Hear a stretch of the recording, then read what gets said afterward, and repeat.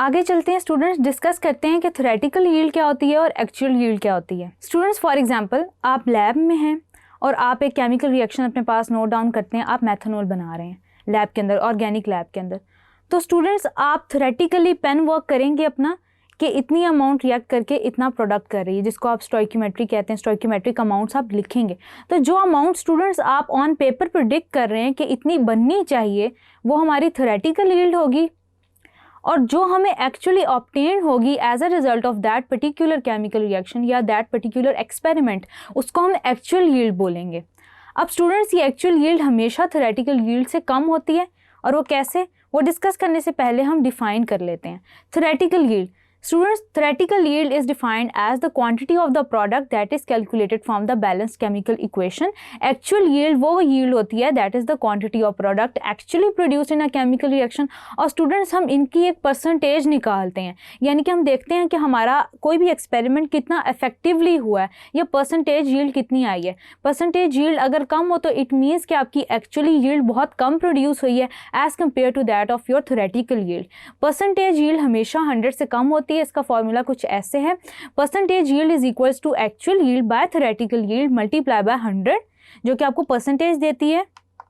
Then students आपने हमेशा याद रखना है कि actual yield is less than that of theoretical yield. आपका पेन वर्क हमेशा परफेक्ट होता है। Percentage yield is always less than 100%, लेकिन कुछ ऐसे रिएक्शंस ज़रूर हैं इनऑर्गेनिक रिएक्शंस जिनके लिए परसेंटेज यील्ड जो है वो 100% होती है। स्टूडेंट्स आमतौर पर हम जिन केमिकल रिएक्शंस के साथ डील कर रहे होते हैं, जिनमें एक्चुअल यील्ड और थ्योरेटिकल यील्ड बहुत ज़्यादा मैटर कर रही होती है, वो हमारे ऑर्गेनिक सिंथेसिस के रिएक्शंस होते हैं, जिनमें हमारी जो एक्चुअल यील्ड होती है वो थ्योरेटिकल यील्ड से काफ़ी कम आ रही होती है। तो हमारी कैलकुलेशंस बड़ी मैटर कर रही होती हैं।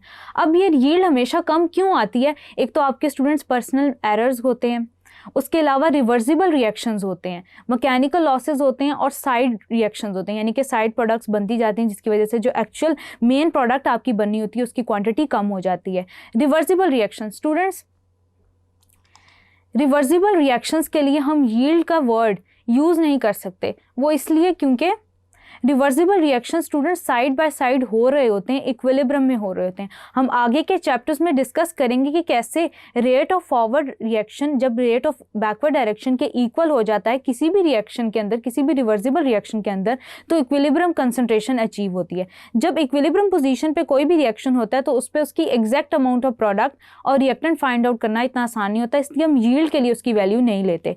यील्ड्स की बात हम तब करते हैं जब रिएक्शन यूनिडायरेक्शनल होता है, जबकि रिवर्सिबल रिएक्शंस के अंदर ये हो रहा होता है कि आपका एक फॉरवर्ड रिएक्शन हो रहा है, एक प्रोडक्ट अक्यूमुलेट हो रही है और वो प्रोडक्ट वापस रिएक्टेंट भी जनरेट कर रही है, इसलिए ये टर्म उसके लिए सूटेबल नहीं है। उसके अलावा मैकेनिकल लॉसेस हैं, यानी कि आप जब फिल्ट्रेशन कर रहे हैं तो थोड़ी सी प्रोडक्ट साइड पे लग जाती है तो उसकी जो मैस है वो कम हो जाता है, जिसकी वजह से एक्चुअल यील्ड कम हो जाती है। उसके अलावा आपके पर्सनल एरर्स होते हैं।